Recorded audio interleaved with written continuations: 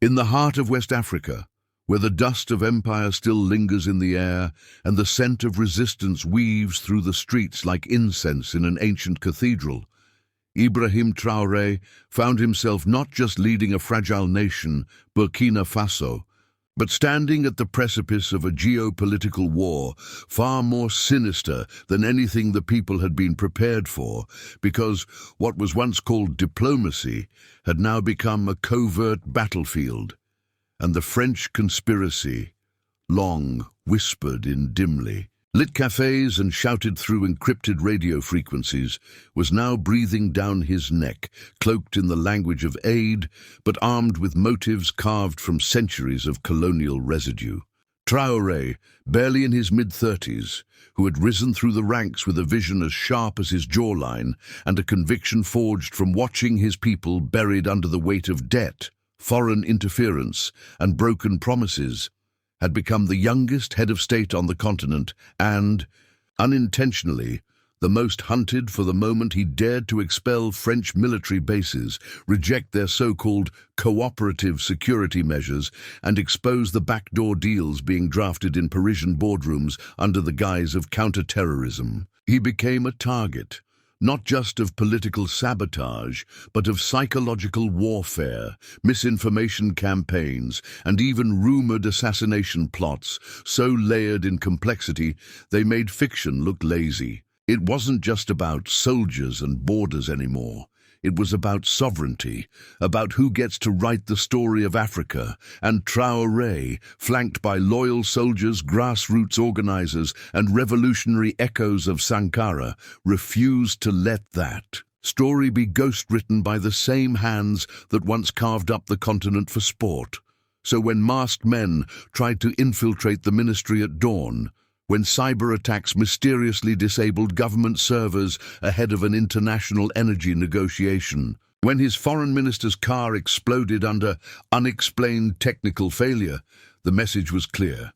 survive or surrender. And Traoré chose survival, not in hiding, but in defiance, addressing the nation with trembling but firm words that called out not just the external threats, but the internal collaborators, bureaucrats fattened on French stipends, media voices echoing foreign narratives, and so-called advisors who drank champagne at embassies while the youth died in the north. He named them without flinching, not because he sought vengeance, but because he knew that silence was complicity, and in this war, words were bullets too. The French denied everything, of course. They called him paranoid, radical, ungrateful for decades of support. But Traoré replied with one simple sentence that scorched through the diplomatic fog.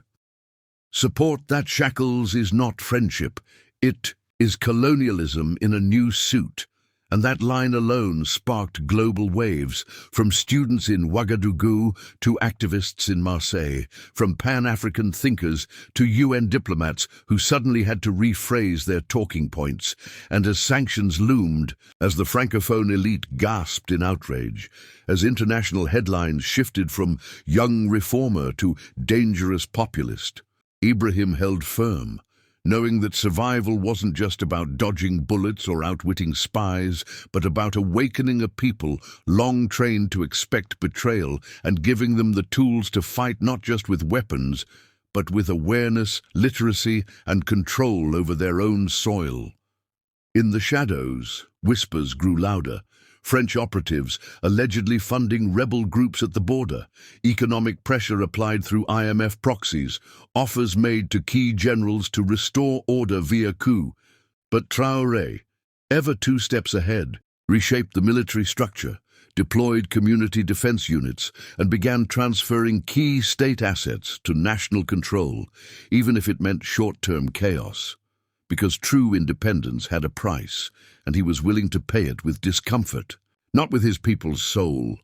Still, the conspiracy metastasized, coded emails intercepted, dossiers leaked, forged intelligence reports pushed into ECOWAS meetings, all intended to paint Traoré as unstable, dangerous, rogue. But the deeper truth was this: he had become dangerous only to those who had long profited from Africa's wounds, and in that he found strange peace, for every trap laid before him exposed the very hands that set it, and with each storm he survived, each fake scandal, each failed plot, each sleepless night under military lockdown. He became not just a survivor, but a symbol, a reminder that sometimes the fight for liberation doesn't end with the last colonizer's departure, but only truly begins when the puppeteer's hiding. Behind embassies, banks, and multilateral facades are unmasked, and while the world debated whether he was a tyrant in the making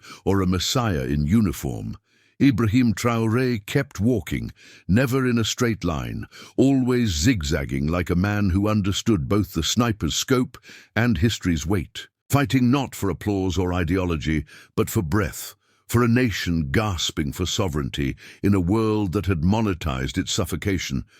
And though the French conspiracy would continue, morph, disguise itself anew, one fact would remain unaltered. Ibrahim Traoré had not just refused to be bought, he had refused to be erased.